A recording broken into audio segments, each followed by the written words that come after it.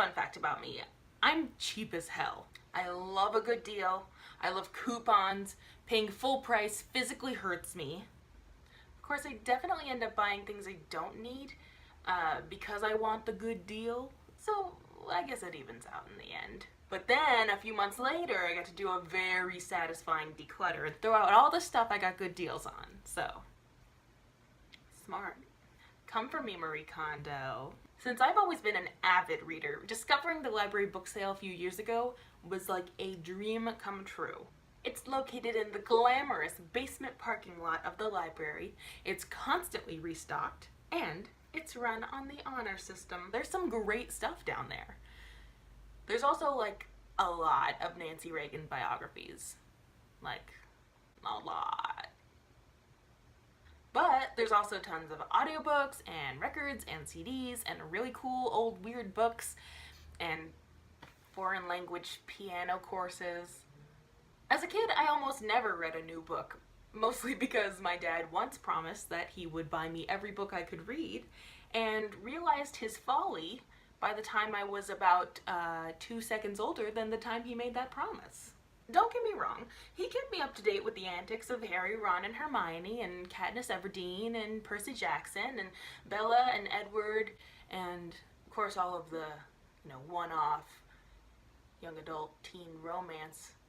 Okay, maybe I did have a lot of new books. Maybe I just had a lot of books.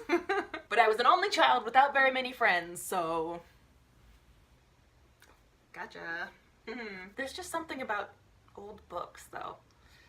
They've got this smell, they've got this great feel, and I love when you can really tell that this was somebody's favorite book.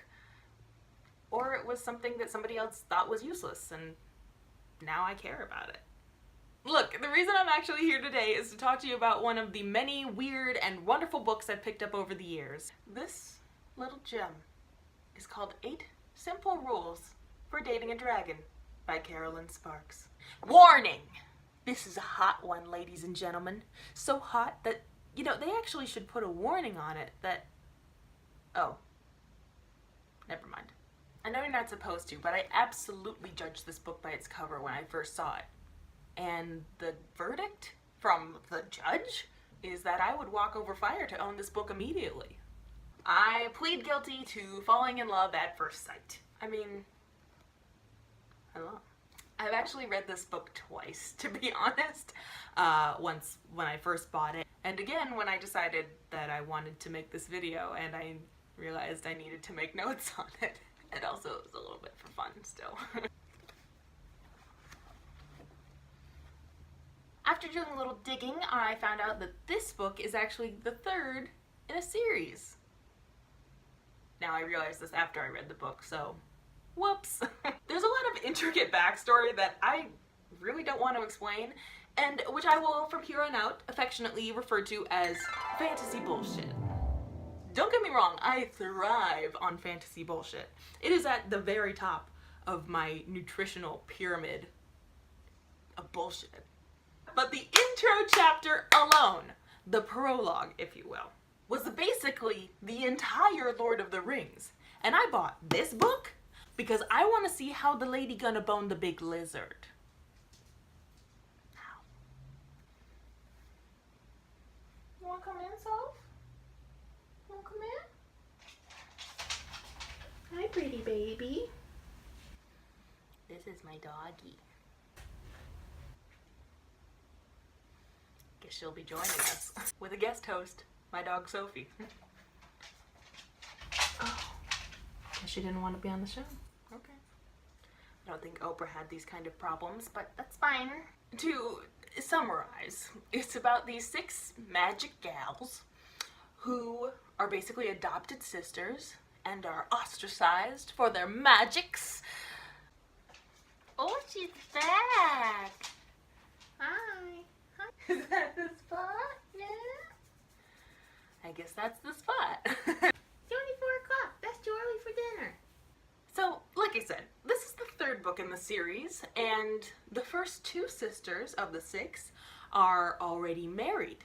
In fact, they're queens, married to kings of fantasy kingdoms. Turns out that the first 2 books were about each of these sisters, respectively.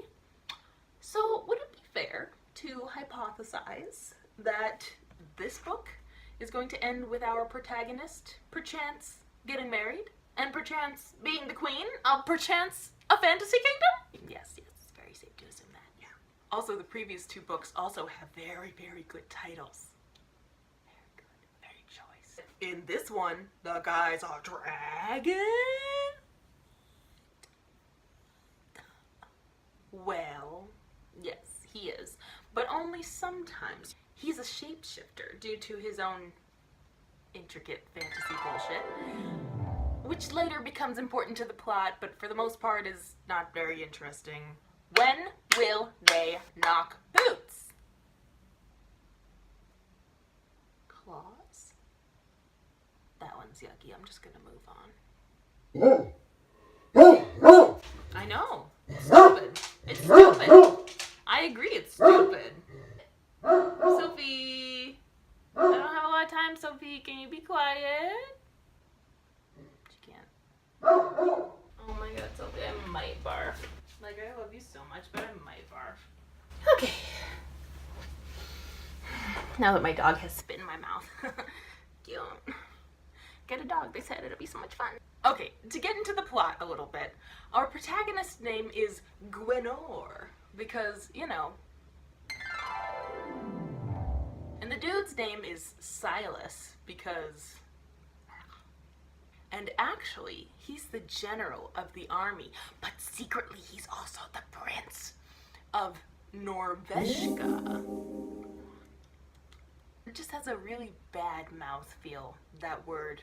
Try it out, it's like super weird. Norveshka. Fun fact, the names of the days of the week in Norveshka are Amethyst Day, Diamond Day, Emerald Day, Garna Day, Opal Day, Ruba Day, and my very personal favorite, Sapphire Day.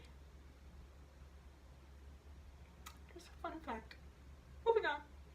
Now, in the beginning, she gets rescued by the dragon, then later meets the general. And it's a big secret that they're both the same guy, except for the fact that there's literally so much foreshadowing that it almost makes her look a little stupid for not noticing earlier. Although I have to say, like, she really isn't all that stupid, especially for a heroine in a romance novel. She's very well read, she knows several different languages, she knows a lot about medicine.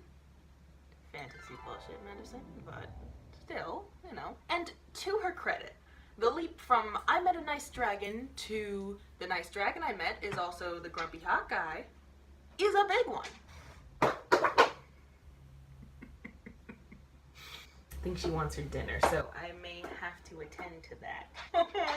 You're being real sweet. Do you want your dinner? Alright, I'll be right back. I gotta give my dog her dinner. Okay, I'm back. Now, to her credit, the leap from I met a nice dragon to the nice dragon I met is also the grumpy hot dude is a big one. I find that we as the reader have a pretty big leg up on her considering we've seen the cover. But then again, she literally does have a best friend who's a dog guy who shapeshifts all the time, so maybe there's a chance her head got clouded by Djibouti. Don't worry, girl, we've all been there. Also, this is just a side note, but the author continually mentions her superior hearing. Oh, you know what it is? She's an elf. I forgot to mention that the heroine of the book is an elf. She can also, like, talk to trees and... Look, I don't have time to explain the whole thing. We'd be here for, like, ever. And it doesn't get us any closer to these two dum-dum smushing uglies. Moving on. There's also, like, a big chunk of the book where Silas can just hear her thoughts and just doesn't tell her.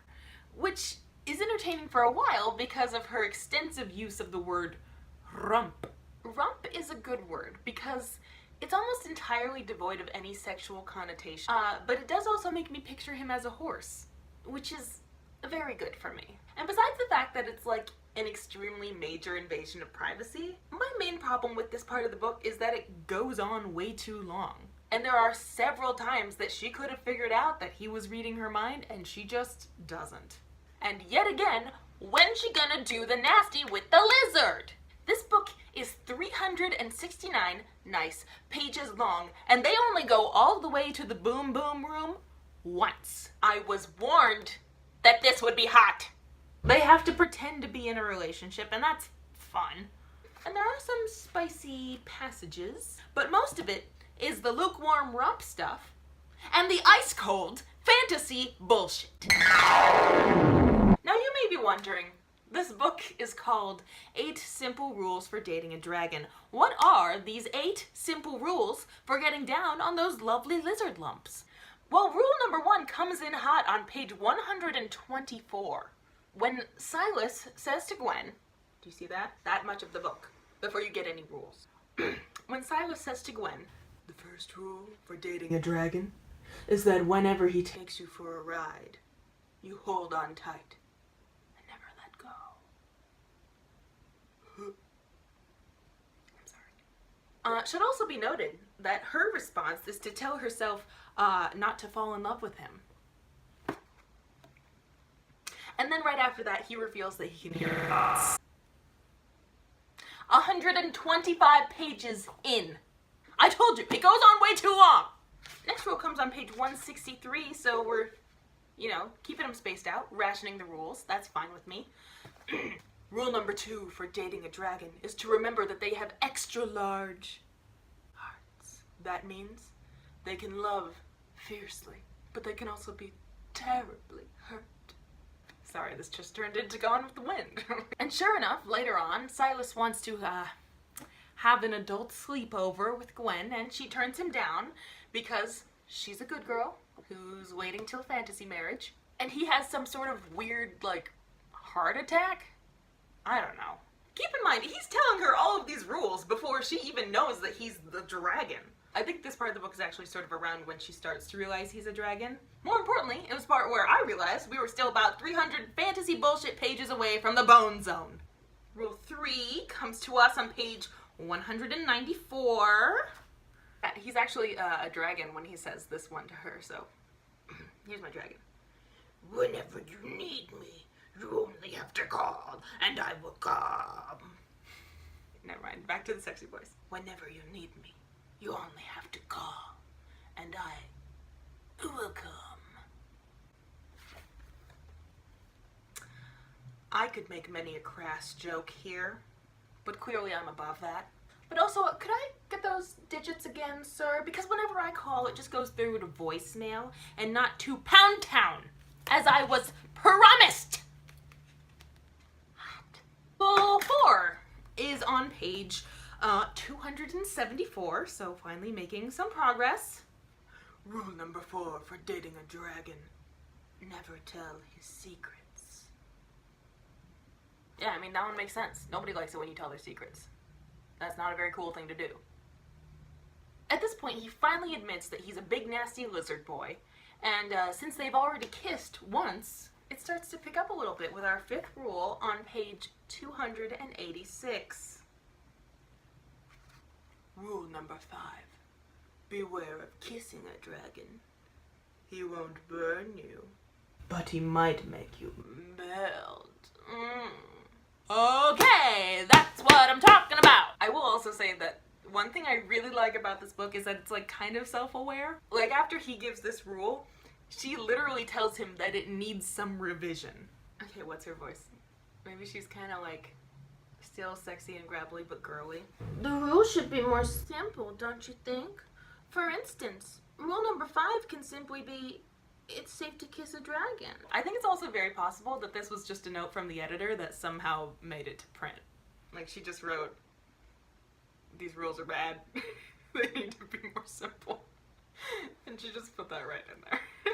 So after all of this, things finally start to heat up. But of course they get interrupted, and it's another 50 pages of wrapping up the plot until we finally get to rule 6. We now only have about 30 pages from the end of the book, and we still have 2 rules to go.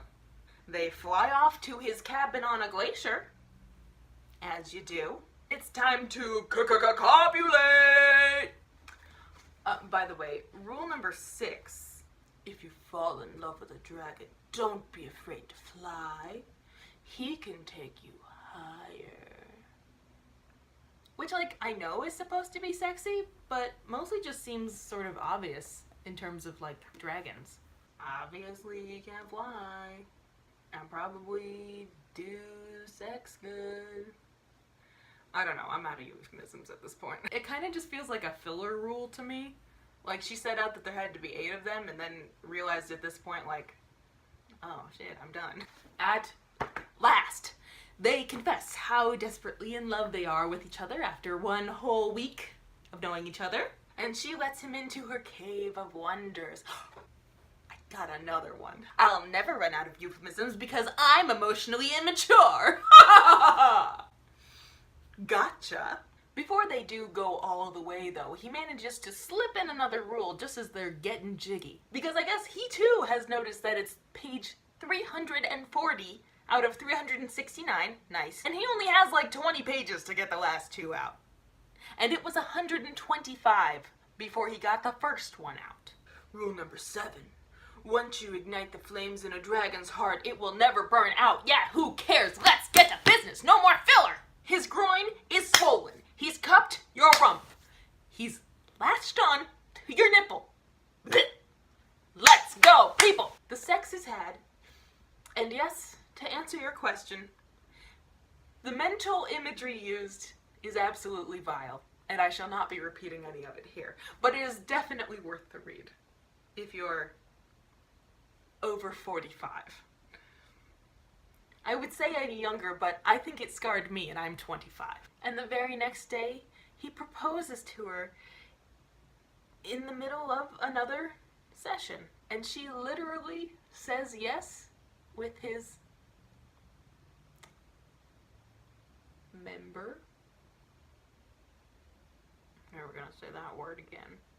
In her mouth. I wish I were kidding! It's just like so romantic. Like, I think I had a dream like that once.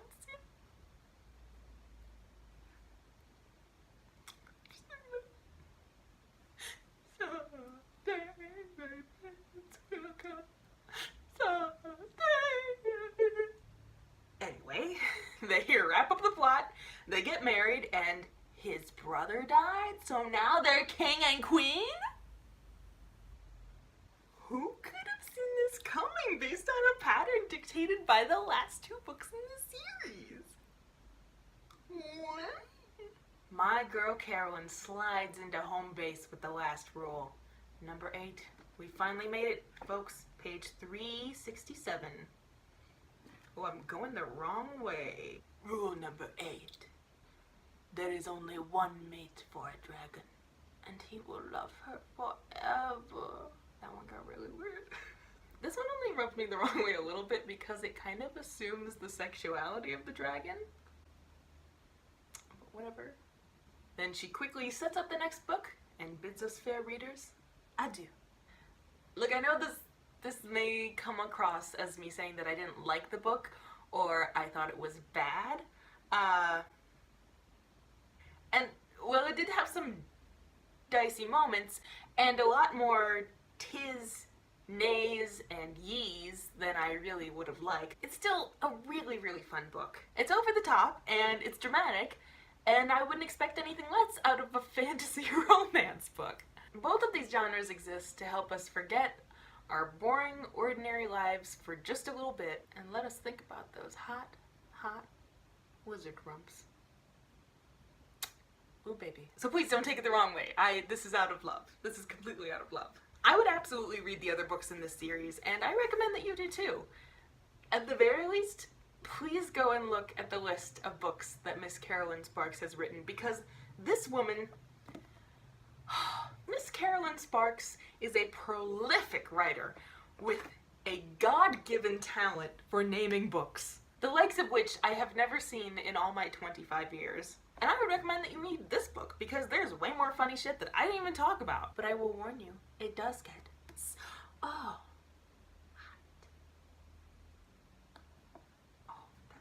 Exactly.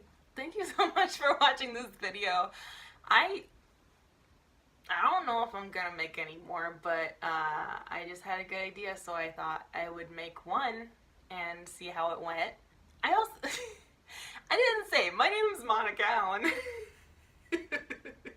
I guess subscribe to this channel if you want to see if there'll be more. We'll see. I'll be as surprised as you are, honestly. Yeah, let me know if you liked it. I hope so. I had fun. I mean, now comes the hard part, the editing part. So we'll see how I feel after that. Yeah, still fun. Anyway, thank you guys so much for watching. Mwah, mwah, mwah. Goodbye. See you next time. Maybe. I don't know.